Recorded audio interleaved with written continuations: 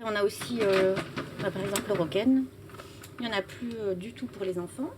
Cela fait plusieurs semaines que Karine voit son stock d'antibiotiques diminuer à vue d'œil.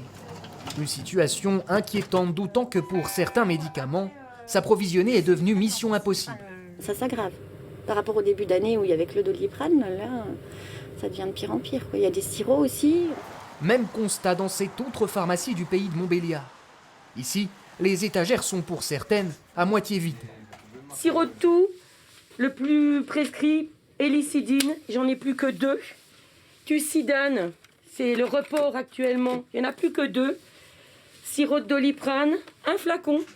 Des stocks dilapidés, la conséquence d'une triple épidémie de grippe, de bronchiolite, auquel il faut ajouter la hausse des cas de Covid depuis un mois.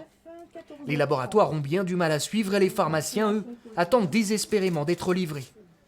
On est coincés, on est désemparés en fait. Donc demandez aux patients, est-ce qu'il vous reste du Doliprane chez vous? Est-ce qu'il vous reste du Doliprane pour les enfants chez vous? On n'en a plus. On a l'impression d'être dans les pharmacies du tiers-monde.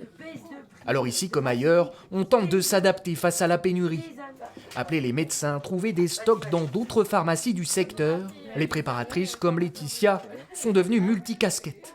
C'est vraiment très très tendu et c'est difficile. Psychologiquement, c'est quand même difficile parce qu'on a tellement de choses à gérer que c'est dur.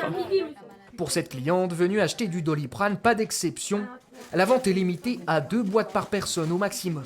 C'est pas pour moi, c'est pour mes petites mamies que je m'occupe. Donc elles sont quand même un peu stressées parce qu'elles écoutent les infos comme moi. Alors moi personnellement, j'ai pas spécialement besoin de médicaments. C'est vrai que les gens qui ont des traitements assez lourds, je pense qu'ils peuvent être inquiets aujourd'hui.